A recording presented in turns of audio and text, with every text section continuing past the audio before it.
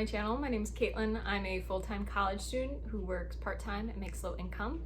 I usually am filming videos about cash stuffing and budgeting, but today is a Q&A video. I asked in my last video if anyone had any questions that I would do a Q&A. I figured I'd honestly just get one or two questions, so I'd just throw it into a cash stuffing video, but I got a bit more than I was expecting. So I actually just wrote them all out on paper to go over.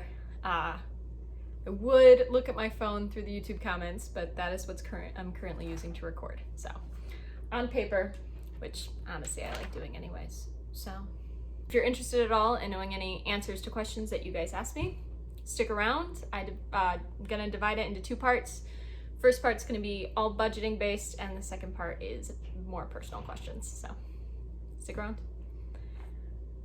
All right, so going through the budgeting questions first, and I am filming in my living room right now, and the cats are kind of all over. One's actually right behind the camera right now, so they might be running in and out of screen. What part of your budgeting journey are you most proud of? Is there something you've saved for that you never imagined was possible? I think the part I'm most proud of is just, honestly, mostly sticking to it. Obviously, I have times where maybe I don't 100% stick to my cash stuffing system. If there's something I need, like really need, or sometimes those impulses take control, and there might be something that I've really been wanting for a long time, so maybe I'll swipe a card, but I don't do that often. I honestly stick to cash budgeting about 90 to 95% of the time, which I'm really proud of. And saving for something is that van. I have, for the last few years, honestly since COVID started, I found people doing van life on YouTube. I connect with it so much. I really love traveling. Road tripping is like my favorite way to vacation. And having that envelope that's just going towards getting a van at some point in the future fills me with so much joy. So I'd have to say that's the one that I never imagined was possible, but I can't wait for it. Every time I put money in there, it just makes me more and more excited to get a van at some point in the future.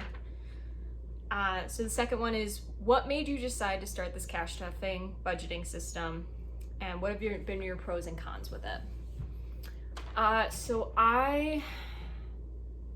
back when I used to have jobs where I got paid primarily cash. So I did do serving jobs for a while. I actually had just white manila envelopes that I would put aside a little bit of money on every time I made cash for things like car repairs and stuff like that. But I didn't have like a really big system in place. And then probably 2 years ago, I switched to jobs where I was getting paid fully electronically, and it was just going into my accounts. And my finances kind of fell off at that point, just because I keep better track of money if I have it as cash. Just realistically, that's how I function better. But again, about during COVID, I found a couple of cash stuffers and zero-based budgeters on YouTube, like Baddies and Budgets and Budget with Brens, I think were the first two I found, and Taylor Budgets. And I watched their videos, and it just made sense to me. I used to do something similar beforehand anyways, and I really wanted to get back into it. So I bought like just one basic budgeting binder to see if I could get myself to stick to it for like a month.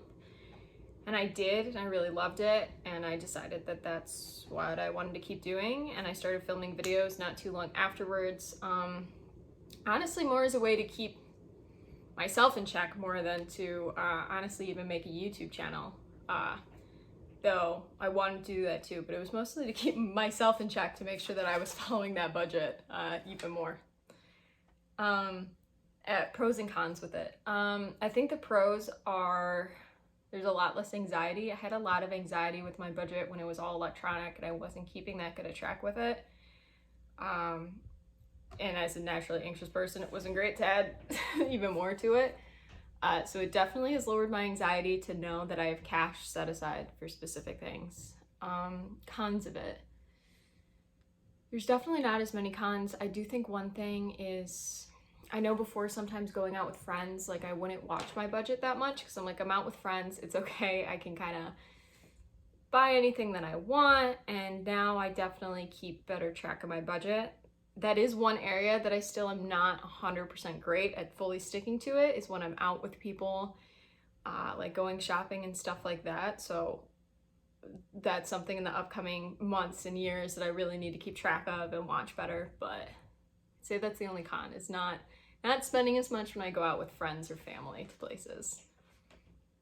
What's one of the biggest lessons you've learned from your budgeting journey? I think it was just how much money I was spending on random crap.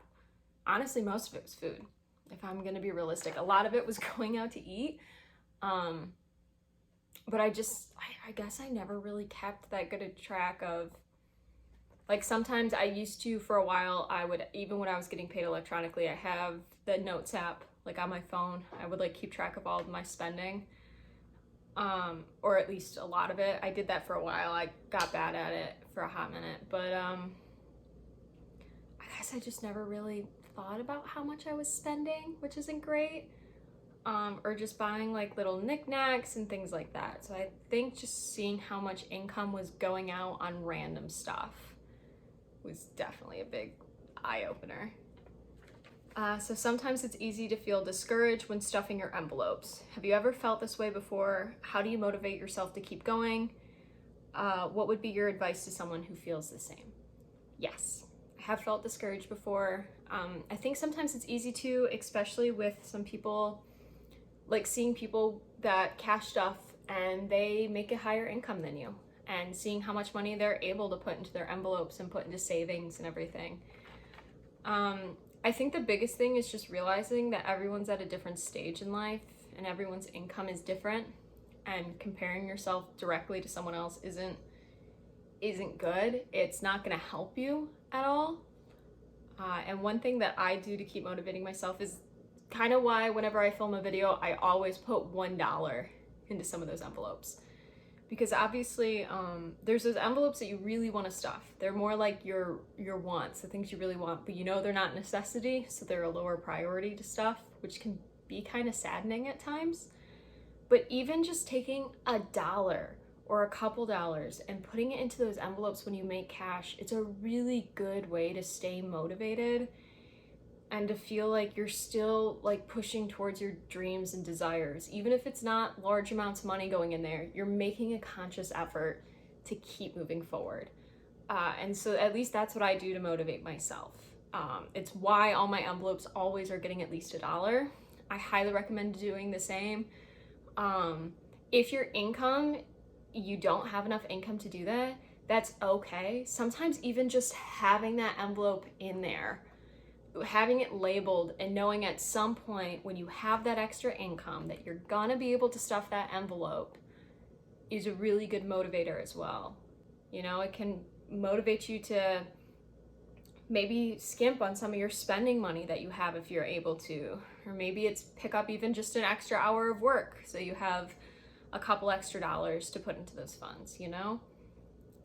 And obviously for some people that's not always possible. I totally understand that, but just having that envelope there and knowing at some point you're gonna save for it is a great way to keep moving forward. What do you think other college students are doing to misuse their income? Are there any tips to give high school graduates or new college students on how to set up with a budget no matter how small the income? This one's really important to me. I have quite a few younger siblings and younger cousins and everything. So first one, college students, don't buy your textbooks before the semester starts. I made that mistake when I started college. I went on, my university has like a bookstore there, and they kept sending me emails about buying the textbooks. So I thought I had to get that done before class started because the syllabuses had textbooks, and I rented all of the ones that the bookstore recommended, and I wasted so much money because I had multiple professors that first, either the required material is not what the bookstore said, you didn't need the newest edition, which is what, again, the college campus always recommends, the newest edition. You didn't need the newest edition actually for the class, and that saves you a lot of money. There's textbooks online. There's ways to get free PDF versions of a lot of textbooks. So as long as you don't need that textbook for in class or need it when you're taking exams, if it's like open note, you just need a PDF version as long as you can learn that way. And if you need the physical copy, wait to get the textbooks unless your teacher explicitly tells you to have the textbook the first day of class. Wait to find out if you'll actually need it or not. That's something I've learned over the semesters. Second one, make your first cup of coffee at home. Yeah, it saves you a lot of money. You know, fill up a big thermos. If you drink coffee, fill up a big thermos with coffee, like hot coffee or like iced coffee. Good thing too is if you spend a lot of money on coffee, brew up like a pot of coffee the night before and pop it in the fridge so it's cold and you have iced coffee in the morning. Do the first cup of coffee at home. It'll save you a lot of money. And to start a budget, I think the biggest thing to recommend is separate your spending money from the rest of your money. And you can do this a couple of different ways. One way, even just the easy way, is maybe your spending money you just pull out as cash and you only keep that cash on your person. That way you're not, I know I did this too when I first got to college. I just had two accounts. I had my savings account and my checking account, and all of my money that wasn't like savings, which honestly wasn't, that savings account really wasn't savings anyways, would just go into that, and I would look at it and be like, this is all spending money. And it really wasn't. So either opening up a new checking account, put only spending money in that account, that's the only account you use for spending, the other one maybe is for emergencies or whatever else, or pull out your spending cash and only use that. That's the easiest thing I can recommend to starting a budget. After that, there's many different steps if you want to get into a more detailed one. But first thing, separate your spending money from everything else so you don't overspend as often. When you have to pull money out of your envelopes, do you restuff and pay back or just begin the envelope again? Good question. For the envelopes, it goes one of either two ways. Either I know I'm going out somewhere that I'm going to be spending money on a particular thing, like maybe car maintenance. So I'll just grab that sinking fund and bring it with me and use it there, just use the cash out of it. And I have a slip of paper in the back of each one where I write when I add money or take money out of it. So I'd just be like, okay, I spent money doing this thing for my car. So that's the first way, is I just take the cash directly out and spend the cash. The second is if I'm out, I don't have the sinking funds with me. I usually have a good idea of how much money I have in each of those funds just around. So what I'll do is if I'm buying something for the apartment and I'm at the dollar store, I'll either just use the cash that I have on hand, or I'll swipe my card, and when I get home, I take that money out that I spent out of the sinking fund and I put it in my back to bank envelope. So that'll go back to the bank for me to pay off the card with. But yeah, because sinking funds realistically are there to be used. They're not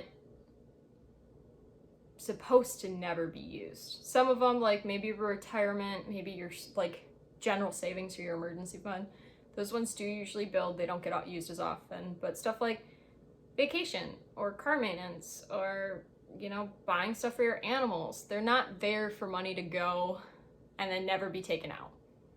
They're there so when you buy something with that intended purpose, you have the cash on hand for it, realistically. So that's just something to keep in mind. And the last one that's only budgeting based is, did you do anything specific to reach 100 or 1,000 subscribers? I don't think so. I knew that you need to keep like a consistent schedule of posting. So I post once a week. I post on Saturdays. I try to post around 10 a.m. every Saturday if I can. otherwise, I don't think so. I didn't come into this though with the intended purpose of reaching a certain number of subscribers or making a certain income off of YouTube. I knew at some point I'd like to hit 1,000 subscribers and like to monetize my videos, but I didn't come in with any expectation. I came in because I really wanted to make YouTube videos. I thought it'd be like a fun, creative outlet. So I'm gonna be honest, no, I don't have any tips or tricks. Make sure you have a consistent schedule. Maybe make sure too, because I only do one video a week, I don't try and do like multiple videos. I honestly just don't have time in my schedule to right now. I try and make sure that whatever video I put out, it's to the highest quality I can do. So maybe that's it too. Don't overexert yourself to do like 5 videos a week when then each video is just kind of Maybe focus on doing like 1 video a week to start off with and make it the best quality you possibly can, and have fun with it. You know, YouTube is supposed to be creative. It's supposed to be a good time. It's supposed to, that's why I do this. If like, yeah, it's work, it's hard work. It definitely still takes time out of my busy schedule, but if I wasn't enjoying it, I wouldn't do it. I'm busy enough, like this is a very creative outlet for me, so I don't know, just keep it going. Do what you enjoy. Don't worry too much about how many subscribers you have. It doesn't matter. Just do it for the fun. This next question is kind of a mixture of budgeting and personal, so I'll put it in the budgeting section. What are the plans for your money in the coin jar? What would be your perfect job when you graduate? Money in the coin jar, gonna be honest, I have no idea. At some point I might do, when the jar gets full, might just do a fun coin rolling video. I always find that really relaxing and enjoying.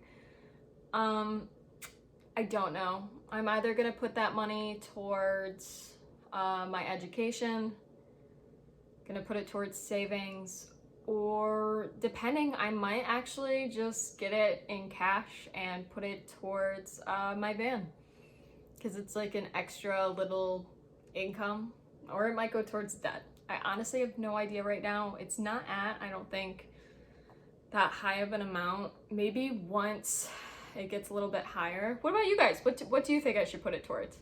There's the 4 options. It's debt, school, savings, or towards the van.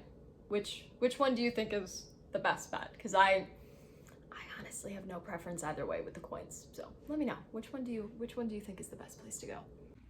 Hi, it's future Caitlin. I'm currently editing this video, and I realized I didn't answer the second half of the question. So, perfect job when I graduate. I either want to work in renewable energy using my mechanical portion, or I want to do bioengineering in some sense. So that's the recommended. Okay. Back to the original video. And on to the personal questions. So the two questions I got, one of them has like multiple questions added into it, and these 2 questions kind of relate to each other to start off with. So what's your major and where do you work? So I am an engineering student. I am going for bioengineering and mechanical engineering. I am getting a dual major in that, and then I got a minor in anthropology. I started off as just a bioengineer. I thought for a really long time I wanted to do healthcare work. I got my EMT license as a senior in high school, and I realized, no, don't have the stomach for that. So I changed my major. I was always really good at math, and I really loved biology, still really love biology. So I found bioengineering. I started as that in college. About a year in, I learned I can get a mechanical engineering with that with only an extra semester of work. Also, it's easier to find a job in Michigan as a mechanical engineer than it is bio, because it's really saturated with bioengineers. So I got my mechanical tagged on to bioengineering, and yeah, now I only have a semester left before I graduate. So those are my 2 majors. Where do you work? I'm not gonna give you the exact name of the company, but I work for an energy company in Michigan. I work as an engineering co-op. I work there about 32 hours a week. I could work there full time at the moment if I want, but I am currently a student co-op working for the company as an engineering student. So I'm actually currently working something that applies towards my degree, and I've been working there since January. So been there for a hot minute now. I really enjoy it there. So on to the second personal question. This one has a couple more things tapped onto it. So I'll just go one at a time through these. How do you manage work, school, study time? Great question.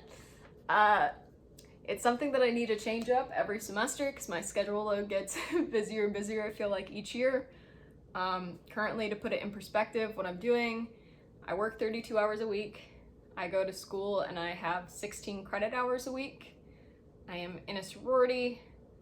I currently have 2 of my classes right now that have big final group projects in them. One of them I've already had to start working on for the semester, so I have a meeting each week with those students, and soon I'll have to start talking to an advisor about it as well. And then I do YouTube videos and have to have time for friends and family. So it's a busy schedule. What I highly recommend more than anything, a planner. This has been my baby, not this exact one, but I've been using a planner since I started college, or at least once I actually started getting organized in college. I highly recommend it. I just have a very cheap one. It was, I just moved the pages around. It's honestly just a bulletin journal, and I filled out the pages. I made it how I want it to be. I think this was like $7 or something cheap. I add a calendar in here that I make. I just kind of divide the pages in half and add in all my stuff. I'm someone who's very detailed oriented. I need a exact schedule sometimes to work through. So I have the planner for every day. I like to write down everything that needs to get done that day and then check it off as I go. And then on top of it, to keep on track, I always make one of these for myself, which the cats have stepped on. This beautiful mark right here. Each semester, and I call this like a weekly schedule. I like to go Monday through Fridays, which is my work/school time frame, and write down like on Mondays what times I work and what times I have class, and then afterwards like designate days to make sure I'm putting time aside for studying. Or I have a couple friends /family members that every week I hang out with at specific days. So I'll add that in there too, so I keep that in my schedule. Yeah, so the biggest thing is making a schedule, going through and designating time for specific tasks to get done. Otherwise, it honestly wouldn't happen. Still very busy, still a lot. I never learn, but I like keeping busy. I like having a lot of stuff to do. So that's the big one. Tell us more about your cats. Yes, I would love to. So technically one of the cats is mine and one is my sister's. I like to still refer to them both as my cat, and she refers to them both as her cats. Mine, he's a boy, his name is Salem. Hers is a girl, her name is Baobei. They are actually litter mates. We picked them up when they were 8 weeks old from the Humane Society near my parents' house. We got them a week after we moved into this apartment. They are both black cats. We love them very much. They were born in April, so they just turned like a year and a half soon. I love them very much. They are more like a mix between a dog and a cat with how friendly they are and how much they like pets and cuddles. I'm surprised they haven't been making a lot of noise. They're very talkative. If you've ever heard the stereotype that black cats are really talkative, it's true. They like to whine and talk back and forth to each other, which I know the cats don't usually do, but they love it. They're my baby.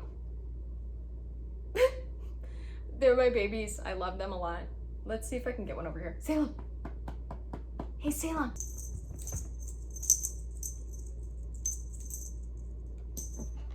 Oh. So this would be my baby Salem. He's a big ass cat. Let's see if I can pick him up. Yeah. Yeah. I love him. I watched Sabrina the Teenage Witch when I was a kid, and she had that black cat named Salem, and I loved him, and I knew from then on that I wanted a black cat and to name him Salem, so that is exactly what I did. So, not an original name, but I stand by it. I love him very much. And Bao Bei is currently laying on the coffee table, and he's currently playing with one of those toy worms on the floor, because those are their favorites. And last one, how are your goals from the second video going? Did you make any related smaller goals? So if you saw some of my first videos before I became just cash stuffing, I did have a list of goals. I'll run through those really quick for you guys. They were loving myself, exercise, finding what I love to do, eating healthier / learning how to cook, getting more creative, get my finances in order, and grow new and old friendships. So some of those I've definitely been better at others. So I'll go ahead and run down them. Loving myself, I did get there. I am very much happier than I was 3 months ago. I like a lot more about myself now. And I definitely can say I love myself. There's always work to be done, but I feel a lot better. Exercise.